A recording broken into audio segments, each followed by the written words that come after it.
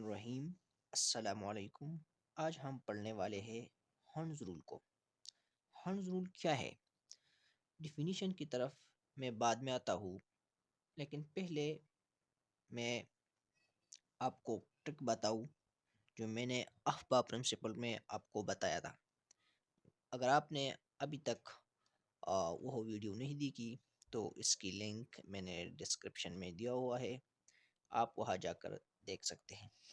अहबा principal में मैंने आपको एक ट्रिक बताया था जो इलेक्ट्रॉन की फिलिंग पे बेस्ड था। 1s, उसके बाद आता है 2s, 2p, उसके बाद आता है 3s, 3p, 3d, उसके बाद आता है 4s, 4p, 4d, 4f। अब देखो, सबसे पहले इलेक्ट्रॉन जाएगी 1s में, उसके बाद 2s, 2s के बाद 2p, उसके बाद 3s, ठीक है, 3s के बाद 3p, उसके बाद 4s, फिर 3d, फिर 4p। सो ये एनर्जी इंक्रीजिंग ऑर्डर है ऑफ ऑर्बिटल्स और सबशिन। इसे हम इस तरह भी लिख सकते हैं 1s, उसके बाद 2s, उसके बाद 2p, फिर 3s, फिर 3p, ठीक है, 3p के बाद 4s, 4s के बाद 3d। बस यहाँ तक काफ़ी है। इसमें 2 इलेक्ट्रॉन आता है, इसमें 2 इलेक्ट्रॉन, p में 6 इलेक्ट्रॉन आता है, इसमें 2 इलेक्ट्रॉन, p में 6 इलेक्ट्रॉन, इसमें 2 इलेक्ट्रॉन, और d में टोटल 10 इलेक्ट्रॉन आता है। ये हमने इंक्रीजिंग ऑर्डर ऑफ एनर्जी पे इलेक्ट्रॉन फिल किया। इसमें 2 इलेक्ट्रॉन आता है, हम ऐसे लिख सकते हैं S can accommodate a maximum of 2 electron. p में टोटल 6 इलेक्ट्रॉन आता है, लेकिन p में जो है ये p है 2p, ये इस था। p में 3 ऑर्बिटल है टोटल, p में टोटल 3 ऑर्बिटल है, 2px, 2py, 2pz, ठीक है। उसमें 6 इलेक्ट्रॉन आता है और हर ऑर्बिटल में 2 इलेक्ट्रॉन ही आएगा।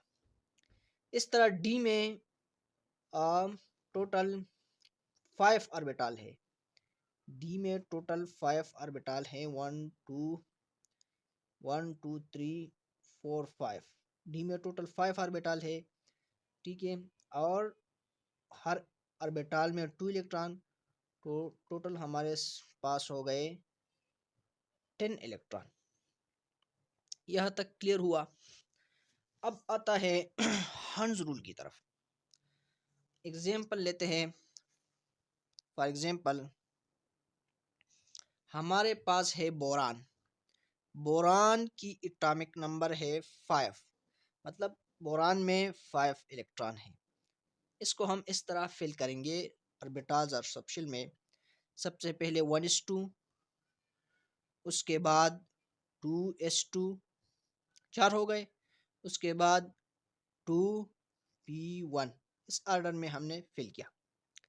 p में कितने इलेक्ट्रॉन हो गए? 1, टोटल 5 इलेक्ट्रॉन। इसमें 2 इलेक्ट्रॉन हम इस तरह फिल करेंगे 1s2। फिर उसके बाद 2s है, उसमें भी 2 इलेक्ट्रॉन, 1 2। अब p की तरफ आते हैं। p में हमारे पास 3 ऑर्बिटल है और उसमें 6 इलेक्ट्रॉन आता है, लेकिन यह इलेक्ट्रॉन जो है एक है, तो इस इलेक्ट्रॉन को हम यहाँ भी फिल कर सकते हैं, यहाँ भी, यहाँ भी। ये तीनों ऑर्बिटल जो है ये डीजेनरेट ऑर्बिटल है, इसकी एनर्जी सेम है, ये सेम एनर्जी ऑर्बिटल है, ठीक है। हम इस इलेक्ट्रॉन को किसी भी ऑर्बिटल में फिल कर सकते हैं। मैं यहाँ फिल करता हूँ, चलो ये हो गया। इसके बाद है हमारे पास कार्बन। कार्बन की एटॉमिक नंबर है 6, मतलब कार्बन में टोटल 6 इलेक्ट्रॉन है। इसको हम इस तरह ऑर्बिटल में सबशेल में अरेंज करेंगे 1s2, उसके बाद 2s2 और 2p2। अब यह हर्ट्ज़ रूल अप्लाई होता है। हर्ट्ज रूल के बाद अब यहाँ आ गई। अब देखो 1:2, इसमें 2 इलेक्ट्रॉन 1:2 हो गया। उसके बाद है 2:2, इसमें 2 इलेक्ट्रॉन हो गया। अब बात आता है 2p की। अब आ गई ना हर्ट्ज रूल। हर्ट्ज रूल यहाँ काम आता है। अब ये 2p, इसमें टोटल 2 इलेक्ट्रॉन है और हमारे पास 3 ऑर्बिटल अवेलेबल हैं। इस 2 इलेक्ट्रॉन को हम अब कैसे फिलिंग करेंगे, ये हमें हर्ट्ज रूल बताता है। हर्ट्ज रूल क्या कहता है? Electrons in a subshell are paired only when all the orbitals of a subshell is half filled with parallel spin। Hertz rule ये कहता है कि हम सबशेल में इलेक्ट्रॉन को उस वक्त पेयर करेंगे जब सबशेल की तमाम ऑर्बिटल जो है वो हाफ फिल्ड हो जाए पैरेलल स्पिन के साथ। अब देखो मैं इस 2p के ऑर्बिटल है इसको यह भी ड्रा करता हूँ 2p, और यह भी ड्रा करता हूँ 2p। हो गया। अब ये 2 इलेक्ट्रॉन है, इसको मैं ए का नाम देता हूँ, इसको बी, इसको सी। ये 2 इलेक्ट्रॉन मैं मुख्तलिफ तरीक़ों से फिल कर सकता हूँ। मैं ऐसे भी कर सकता हूँ, इस 2 इलेक्ट्रॉन को सेम ऑर्बिटल में पैरेलल स्पिन के साथ, एंटी पैरेलल स्पिन के साथ फिल करूँ। मैं इस 2 इलेक्ट्रॉन को 2 मुख्तलिफ ऑर्बिटल में अपोजिट जो है स्पिन के साथ फिल कर सकता हूँ, और मैं इस 2 इलेक्ट्रॉन को मुख्तलिफ एक इस ऑर्बिटल में, एक इस ऑर्बिटल में सेम स्पिन के साथ, पैरेलल स्पिन के साथ फिल कर सकता हूँ। लेकिन hertz rule, according to hertz rule, ये तरीका जो है ये ठीक है, क्योंकि हर्ट्ज रूल ये कहता है कि इलेक्ट्रॉन जो है वो ऑर्बिटल में अनपेयर होना चाहता है, अनपेयर रहना चाहता है। Most stable arrangement of electron जो होगा वो हो पैरेलल स्पिन के साथ होगा। ठीक है।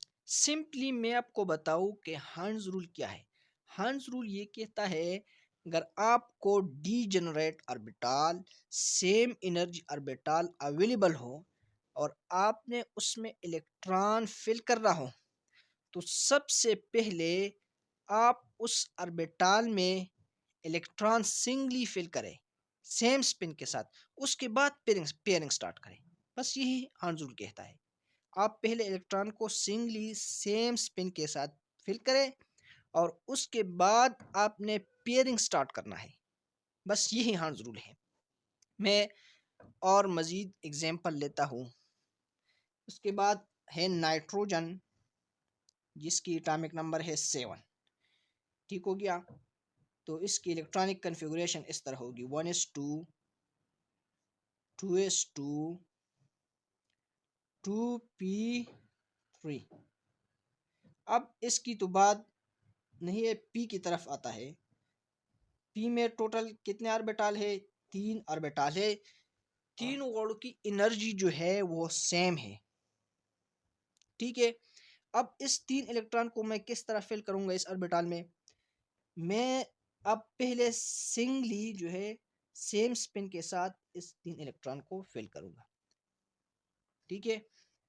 According to hertz rule, electron जो है वो अनपेयर रहना चाहता है सेम स्पिन के साथ।